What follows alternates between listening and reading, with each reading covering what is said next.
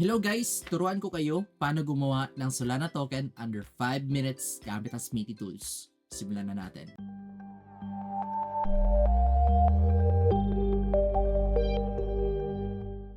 Paano gumawa ng Solana token for $10 to $15 lamang? SPL token, alam niyo ba yun? Isa siyang Solana program library. Magkaibang SPL tokens kagaya ng Bonk, Forge, at iba pa. Meron ding SPL utilities. May payment currency, contract execution, exchanges governance, and equity. Karamihan ng project ay gumamit ng ganito para sa holder rewards kagaya ng paggawa ng staking o kakaibang gamification method para magawa ng utility ng isang project.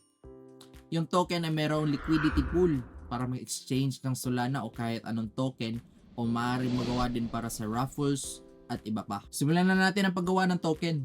Dito natin gamitin ang tool na Solana Token Creator para sa ating paggawa ng token. Ito ang setup na pwede natin magawa within 2 to 3 minutes gamit ang ating metadata o custom metadata sa halagang 0.1 Solana. Dito ako gagawa ng token para guide sa inyo paano siya gawin. Ito yung website, tools.smithy.io. At ang network siguraduhin natin na Solana at i-connect natin ang ating wallet. At dito na simulan natin ang paggawa ng token. Simply click lang natin dito kaagad, create token. Lagyan ko yung name, pangalan ng aso, at ito yung symbol ng token natin. Yung decimals naman, max tayo ng 9, at yung supply, gawin kong 999999. Upload tayo ng image. Ito yung image ng aso na gagamitin ko. At lagyan din natin ng description.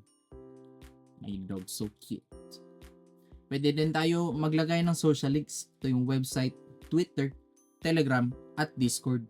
Pwede na natin hindi siya lagyan gamit ang ating button dito. I-off lang natin. Pwede na natin siya i-revoke yung authorities. Yung Solana token may 3 authorities. May freeze authority, mid authority, and update authority. Pero kung i-revoke natin silang 3, maaari tayo mag-attract ng more investors. At ito na, i-create na natin yung token. At success na ang ating token. Pagkatapos ng setup, tingnan natin sa wallet natin. At ito na yung ginawa nating token. Check natin yung soul scan.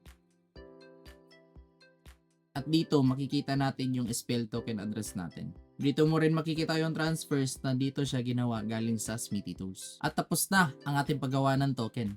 Sa Smithy, hindi mo na kailangan mag-hire ng developer. Isa itong no-code tool na makakatulong sa mga manggagawa na makakatipid. Marami pa akong pwedeng maipakita sa inyo kung ano pang meron sa Smithy. So make sure to like and subscribe para makatulong. Abangan sa susunod.